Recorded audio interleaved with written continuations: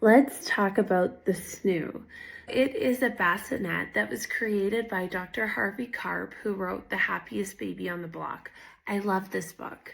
So what the bassinet is, it's expensive, and you put your baby in and they are securely swaddled and stuck in there. When they detect your baby moving, which newborn babies move a lot in active sleep, the bassinet starts to wiggle, the sound machine turns on, and a lot of people love it. And so, should you buy it or shouldn't you buy it? Honestly, this is a decision that only you can make. I know a lot of families who have used this new and loved it.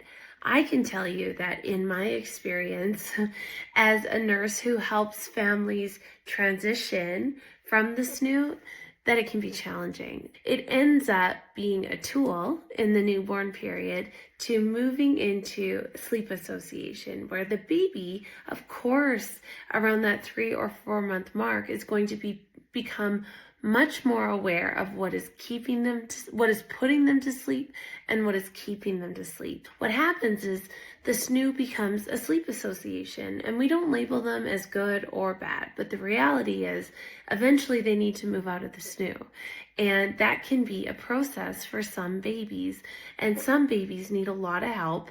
I would say, can you just start from the very beginning with your baby? And can you get the same benefit from a baby who's swaddled safely in a bassinet with white noise? Yes.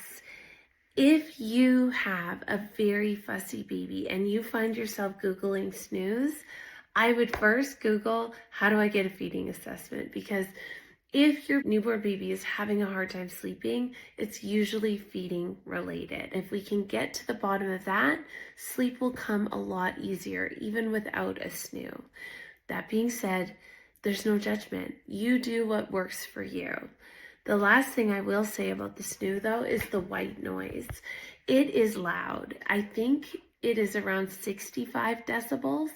And we know that the safest white noise for your baby's ears is around 50 decibels. We want the AAP guidelines is to have it farther away from your baby's ears, whereas in the SNU it's quite close. In a white noise machine that's not on the SNU, you can move it like a meter away from their ears. That's the safest. So, stuff to think about.